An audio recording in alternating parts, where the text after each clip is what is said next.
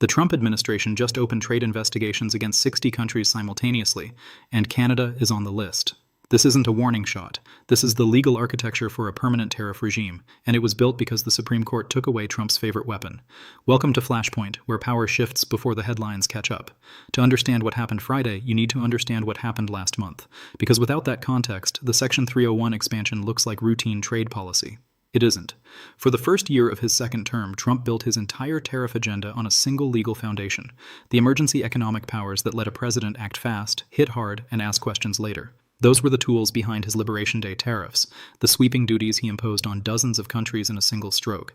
Those were the tools behind his fentanyl-related tariffs on Canada, Mexico, and China, the ones that rattled North American supply chains and sent trade negotiators scrambling. Last month, the United States Supreme Court struck them down. In one ruling, the court eliminated Trump's most flexible tariff instrument, the one that let him move at political speed rather than legal speed. The administration didn't appeal. It pivoted, and the pivot it chose tells you everything about where this trade war is heading next. Within days of the Supreme Court ruling, Trump implemented a 10% worldwide tariff using a different legal mechanism, Section 122 of the 1974 Trade Act.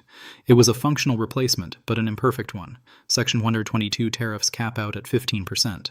They expire after 150 days unless Congress votes to extend them, and in the current political environment, that extension is unlikely to get congressional approval. So the administration has a 150-day clock ticking on its worldwide tariff authority, and it needed a longer-term legal solution before that clock ran out. That solution is Section 301. On Wednesday, the Office of the United States Trade Representative announced it was launching investigations into excess industrial capacity in the European Union and a handful of other countries. By Thursday evening, the list had expanded dramatically, 60 countries, justified on the grounds of forced labor in global supply chains, Canada included. Section 301 of the Trade Act of 1974 is a different beast from the emergency powers Trump lost. It's slower, it requires public consultations, it requires reports, but what it offers in return is legal durability.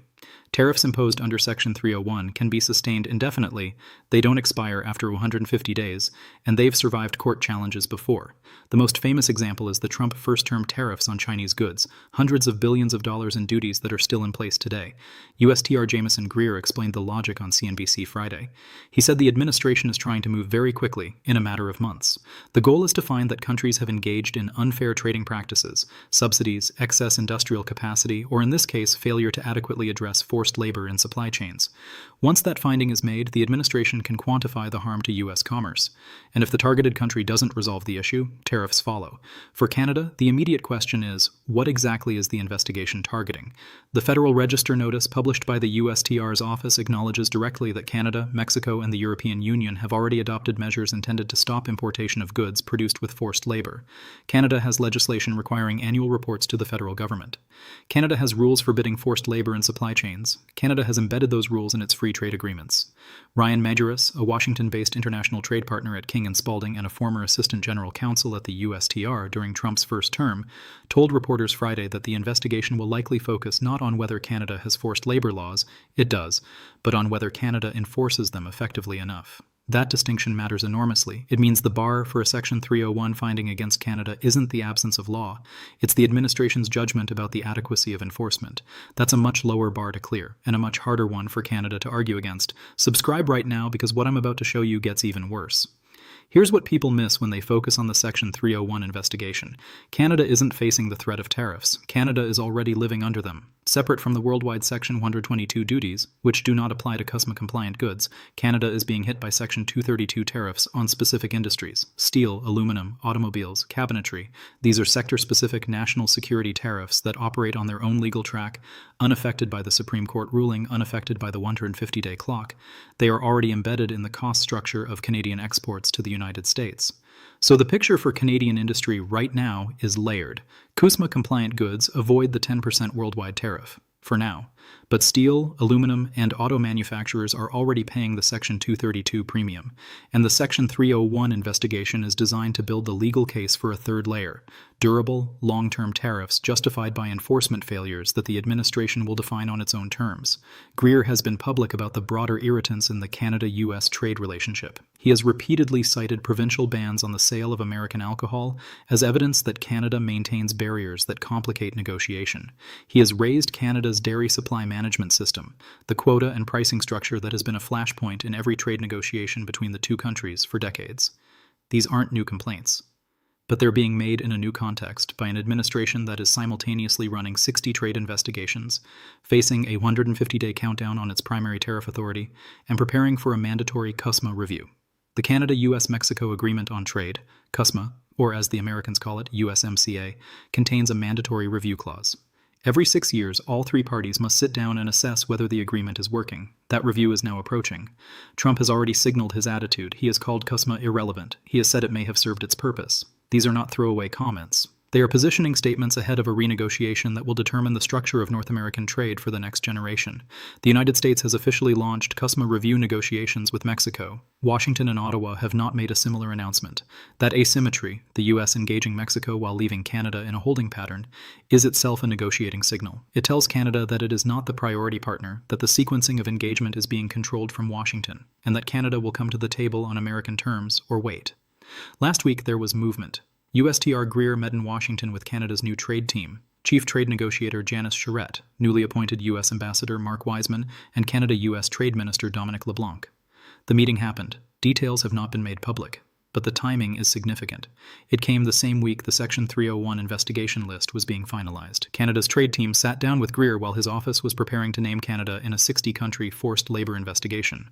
Canada's response Friday was measured. LeBlanc's spokesperson Gabriel Brunet confirmed Canada is aware of the investigation and said Canada is committed to working with CUSMA partners to tackle forced labor in international supply chains.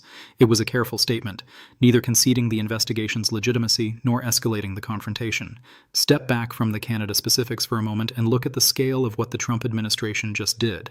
60 countries, simultaneously, under a single legal framework. This is not targeted trade enforcement. This is the construction of a legal architecture that gives the administration the tools to impose durable tariffs on essentially any major trading partner at any time, based on an enforcement judgment that the administration controls. The Section 301 process requires public comment and reports, but it does not require congressional approval. It does not require a finding by an independent court. It requires the USTR to conclude that a country's practices are harming U.S. commerce. 60 investigations running in parallel means 60 potential tariff actions that can be triggered in a matter of months. Greer said it himself. The administration is trying to move very quickly, in a matter of months. They are compressing the timeline deliberately, racing to build long-term tariff authority before the 150-day Section 122 clock expires. Canada's situation Friday evening is uncomfortable in a specific way. It is not in crisis, yet. CUSMA-compliant goods still move tariff-free. The Section 301 investigation is in its early stages. The meeting with Greer last week represents engagement, not rupture. But Canada now faces a multi-front legal exposure that didn't exist 6 months ago. Section 232 tariffs are live on key industrial sectors. A Section 301 investigation is open. CUSMA review negotiations have started with Mexico, but not formally with Canada, and the administration has made clear that it views the agreement's continuation as conditional rather than guaranteed. The question isn't whether Canada's legal framework is adequate by Canadian or international standards. The question is whether it will be judged adequate by an administration that was already committed to a tariff agenda before the investigations began. Scenario 1. The Section 301 investigation proceeds at normal pace through public consultations. The CUSMA review begins formally between Canada and the U.S. within 60 days.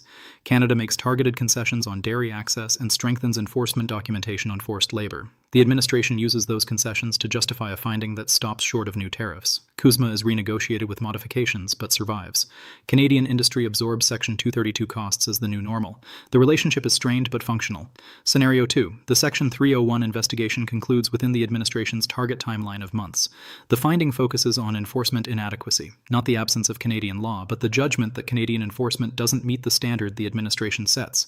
New tariffs are imposed on a broad category of Canadian goods. Canada retaliates through targeted counter-tariffs on politically sensitive American products.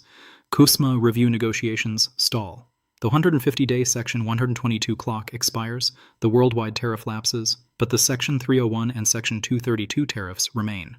North American supply chains begin a slow restructuring away from deep integration.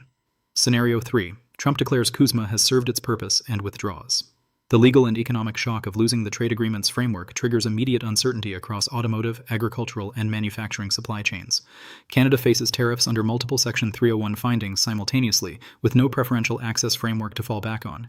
Canada pursues accelerated trade agreements with the European Union and Indo-Pacific partners. The integrated North American economy that has existed since 1994 begins a structural unwinding that takes years to play out, and leaves both countries worse off than when it started.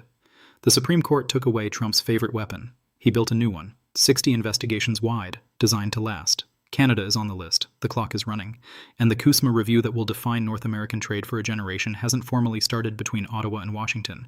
Watch the Section 301 timeline, watch whether CUSMA talks begin officially, and watch what comes out of that meeting between Greer and Canada's trade team, because the details of that conversation will tell you which scenario we're heading toward. Subscribe to Flashpoint and hit the bell, because in this world, the next move never waits.